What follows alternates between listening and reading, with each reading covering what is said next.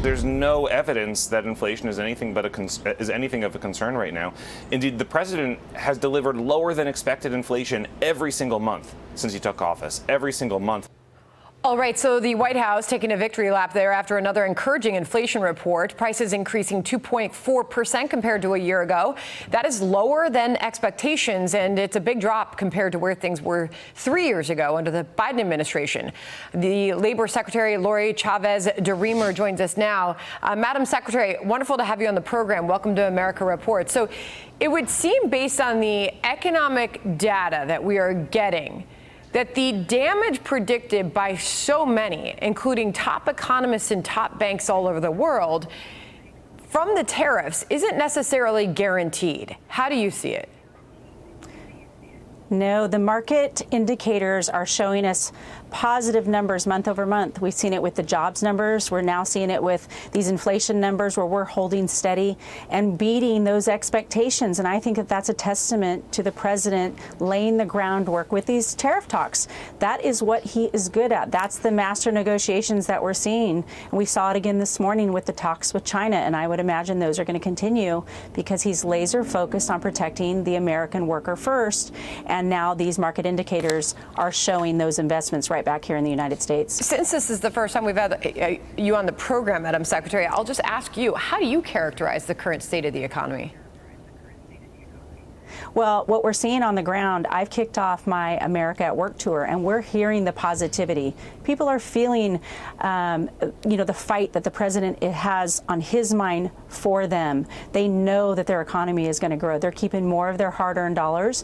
And now it's time for the groundwork has been laid. The market indicators are good. And we're looking forward to Congress now passing this one big, beautiful bill in order to establish that they can keep more of those hard-earned dollars, because this bill will have those permanent tax cuts. When people can see approximately $13,300 in their pocket for annualized, can you imagine what that does for the American family? It allows them that freedom to make decisions based on what they see the best for their family as a whole. And I think that that's what people are feeling. So I feel great about it.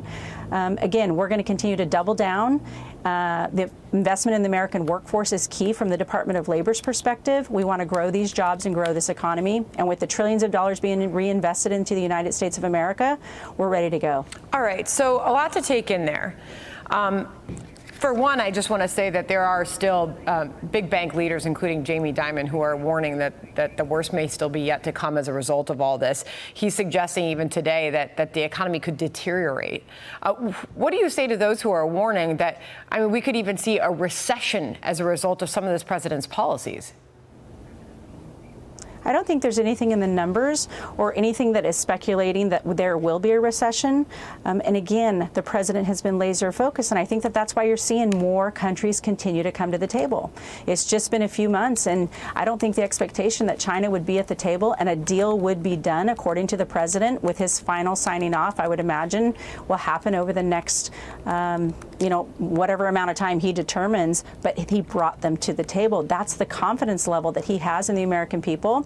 And people are understanding that he cares about them first. This is America First policies, and serving at the pleasure of the president, we are now all of his secretaries deployed on the ground to protect Americans first, and that includes the American worker. Okay, so will tariffs lead to higher prices? I'll just ask you flat out. Well, I can tell you that what's working is working now. Prices have gone down. We're seeing gas prices go down. We're seeing grocery prices go down. People are able to keep more of their hard-earned dollars. And again, with this big, beautiful bill, the workforce will increase, and we're going to see those tax cuts. Can you imagine, Sandra, no tax on tips, no tax on overtime, protecting our retirees, no tax on Social Security? That matters to the American people. This is what they asked for, and now he's delivering on that. So I will tell you, the tariff talks have worked. People are at the table, and now it's time to train that workforce and get people back to work. All right, fair to sound you say pretty optimistic. One thing I consistently hear from people are questions about the housing market. There have been those that have been on the sidelines waiting to get in. We turn to the Federal Reserve, obviously, for that headline interest rate. A big part of that, obviously, is employment, which you're here to talk about today. The Federal Reserve Chair keeps saying the reason why he's not lowering rates is because the employment picture is still strong and we are reaching those inflation target rates. So if that's the case, are we not going to see a drop in interest rates this year? Well, the president has been, again, focused and we'll have those conversations with the Fed and the Reserve.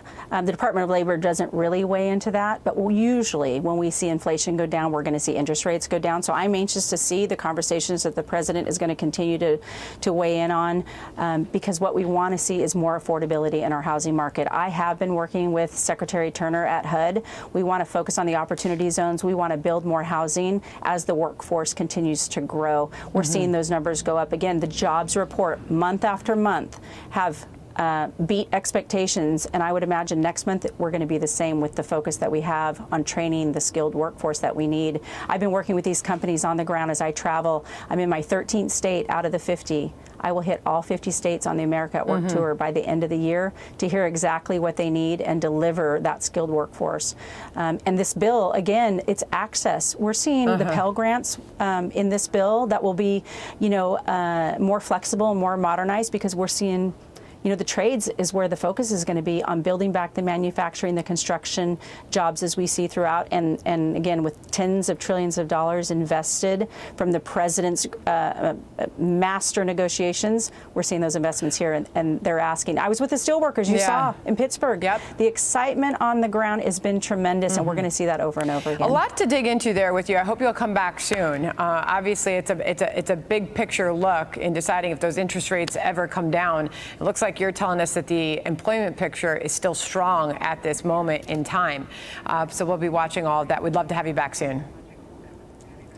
Thanks, Sandra. Thank you. Hey, Sean Hannity here. Hey, click here to subscribe to Fox News YouTube page and catch our hottest interviews and most compelling analysis. You will not get it anywhere else.